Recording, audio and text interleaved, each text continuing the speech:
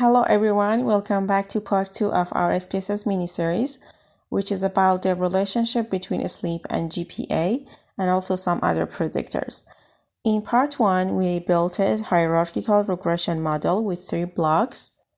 Block 1 included demographics of gender and major. In block 2, we added a sleep quality index or PSQI on top of gender and major. And in block 3, caffeine use was added as well. So if you want to see the whole process of how running a hierarchical regression model in SPSS, I recommend you to see the part 1 video first and then come back to this video. Today, in part 2, we're focusing on something critical, assumption checking. Meeting assumptions are important because without them, our model results could be misleading. If these assumptions are violated, our coefficients, p-values, and even conclusions can become unreliable. So before we report any results, we need to check for these assumptions first. The first assumption is multicollinearity. We look for no multicollinearity, meaning that predictors shouldn't be too highly correlated with each other. If two predictors overlap too much, let's say caffeine use and sleep quality being nearly the same, then the model can't separate their effects from each other, so the result is not reliable. The second assumption is linearity and homoscedasticity of residuals. I want to clear something up here. When linearity shows up in a regression assumption, it means the linearity between predictors and the outcome variable. So the core assumption is that the outcome is a linear function of the predictors. This means if you plot each predictor vs the outcome, the trend should be roughly a straight line. But here is the confusing part. In practice, we often check this assumption using residual plots. But why? Because if the model is linear, then the residuals or the errors should show no systematic curve when plotted against the predictors or the predicted values. Right? I hope you got the point. And homoscedasticity means that the spread of these residuals or these errors should be roughly the same across all predicted values. In other words, errors shouldn't get bigger or smaller as GPA goes up.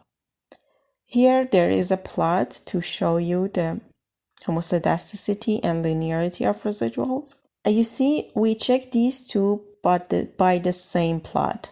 So that's why we bring them together.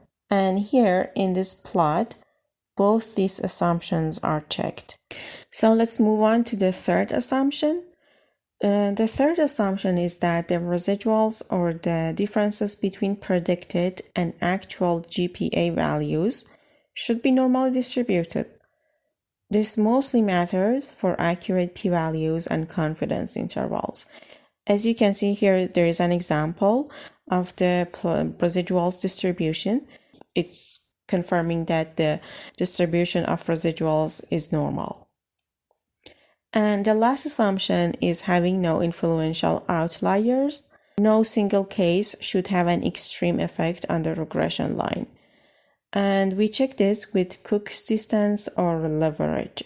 You could have used box plot for this as well, but for the sake of this tutorial, we're sticking with Cook's distance. So now that we know what are the assumptions that needed to be checked for a regression model, let's check them in SPSS. For the first one, which is multicollinearity, go back to Analyze, Regression, Linear. You know, we have done this before when running the model in the previous video. So we have the results already. But in case you didn't check the box for them, here is what you can do. Click on Statistics and make sure the collinearity diagnostics box is checked. And you see we have the results in the coefficients table. So go ahead and look for VIF and tolerance for each predictor. Tolerance below 0.1 or 0.2 signals multicollinearity, and VIFs above 5 or sometimes 10 are also concerning. In our simulated data, as you can see, VIF values are all close to 1, so we have no multicollinearity issues here. That means predictors like PSQI and caffeine are not overlapping too much. Before doing this, I want to tell you something. When you're running the hierarchical regression or any regression model, you need to check for the assumptions at the same time, because if you do the assumptions after doing the model, you're gonna get the table of the results of the summary of models, ANOVA, coefficients every time. So you don't want this. When we clicked on plots, put Z-pred, standardized predicted values, on the x-axis, and put Z-resize, standardized residuals, on the y-axis. Also check histogram and normal probability plot as well. So click on continue, and as I said, here we're doing this assumption checking separately for each assumption. That's why there is no variables here in the dependent and independent boxes. And click on OK. Now look at the scatter plot of residuals. As I said, we want a random cloud with no obvious curve or funnel shape. So you see that confirms our residuals meet linearity and homoscedasticity. Now look at the histogram and PP plot of residuals. The histogram should look roughly normal, and the PP plot should have points close to the line, or like a shape around the line. In our case, residuals look approximately normal, which is a good sign and it is acceptable. Now let's move on to outliers. First, check save, under distance, check cooks. And after doing that, again click on statistics. Under residuals, check case-wise diagnostics. Click on continue and then OK.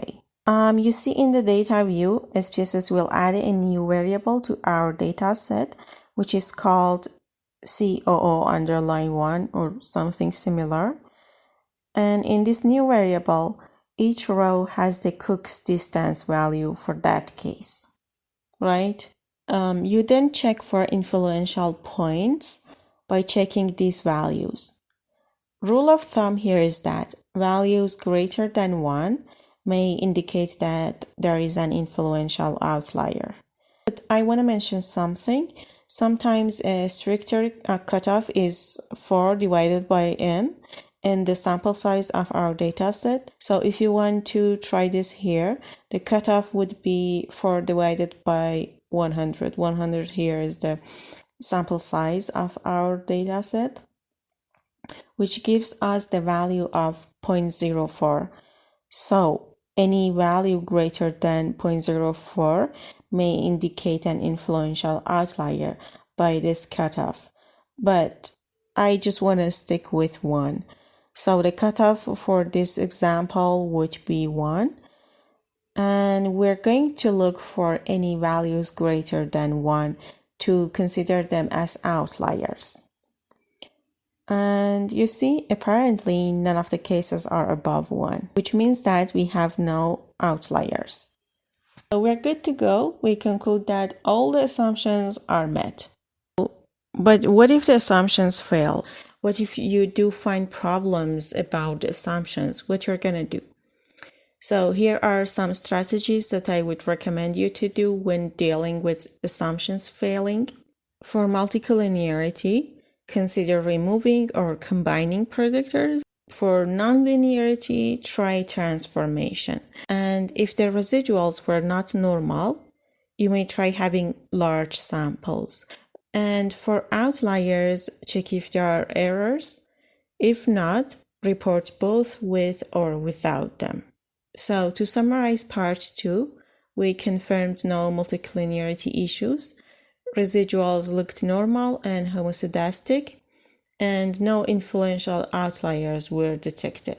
This means our regression model is valid and ready to interpret. So in part 3, we'll take these results and I tell you how to explain them in plain, very easy language for a client. As always, thank you for being here. Thanks for watching. I'm so happy that you just stayed up until this point of video. If you found it helpful, don't forget to like and subscribe so you won't miss part 3. And I'll see you in the next one.